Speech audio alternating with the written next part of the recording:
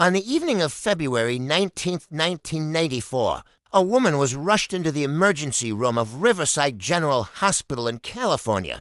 Her name was Gloria Ramirez, and she was suffering from late-stage cervical cancer, heart palpitations, and confused breathing. But what happened next would turn a medical emergency into one of the most bizarre and chilling mysteries in modern history. The staff who treated her began to fall ill one by one, overcome by a mysterious force that seemed to radiate from her very body. They called her the Toxic Lady. The paramedics who brought Gloria in reported a strange, fruity, garlicky odor in the ambulance. Inside there, the medical team went to work. A nurse named Susan Kane drew blood from Gloria's arm. She immediately noticed an ammonia-like smell coming from the tube. Looking closer, she saw strange, manila-colored particles floating in the blood. She showed it to Maureen Welch, a respiratory therapist, and then to Dr. Julie Gurchinsky. All three of them smelled the unusual odor suddenly. Susan Kane fainted. She was taken out of the trauma room, but her body was shaking uncontrollably. A few minutes later, Dr. Gurchinsky started feeling lightheaded and nauseous. She left the room and collapsed. Her body began to convulse, and she even experienced a brief period of apnea, where she stopped breathing.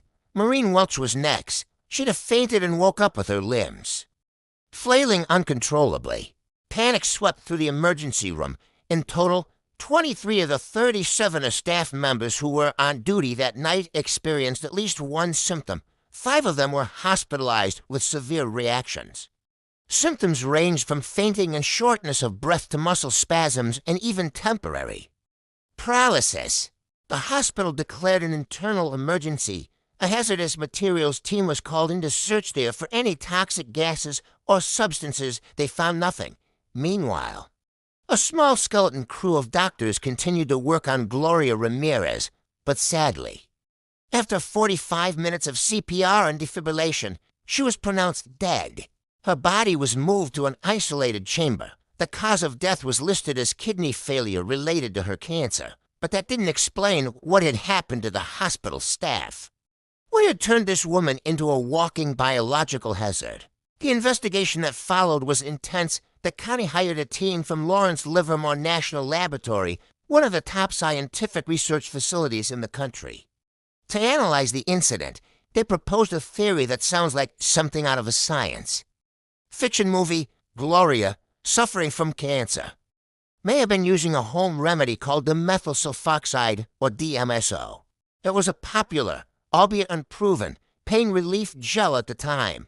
DMSO has a garlicky odor, which could explain the smell the paramedics noticed. The theory goes like this. The paramedics gave Gloria oxygen, which could have combined with the DMSO in her system to create dimethyl sulfone.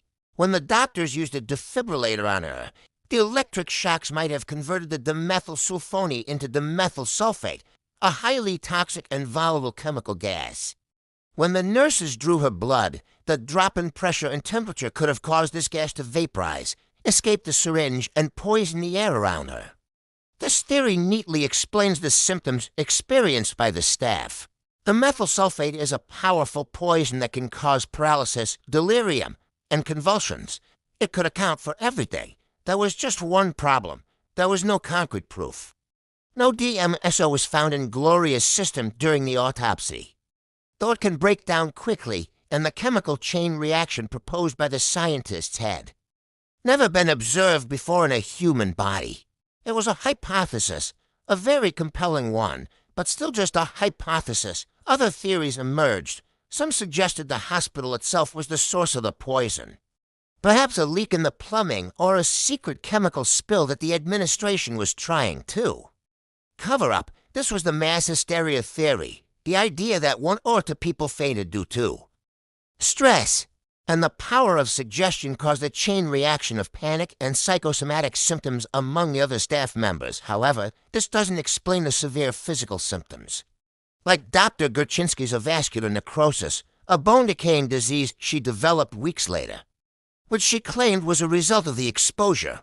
The family of Gloria Ramirez was devastated not just by her death, but by the media circus that followed. They insisted Gloria was not a toxic lady, but a beloved mother and wife who had been failed by the hospital. They believed the hospital was trying to cover up its own negligence by blaming the victim. To this day, the case of Gloria Ramirez remains officially unsolved. The DMSO theory is the most widely accepted scientific explanation, but it leaves many questions unanswered. Was it a 1 in a billion chemical reaction that turned a dying woman into a temporary source of toxic fumes, or was it a case of mass hysteria amplified by a stressful environment, or could it be, as some still whisper, something far more sinister and unexplainable?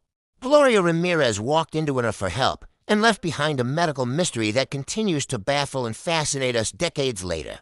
What do you think really happened that night? Let me know your theories in the comments below. Thanks for watching. And don't forget to subscribe for more deep dives into the world's greatest mysteries.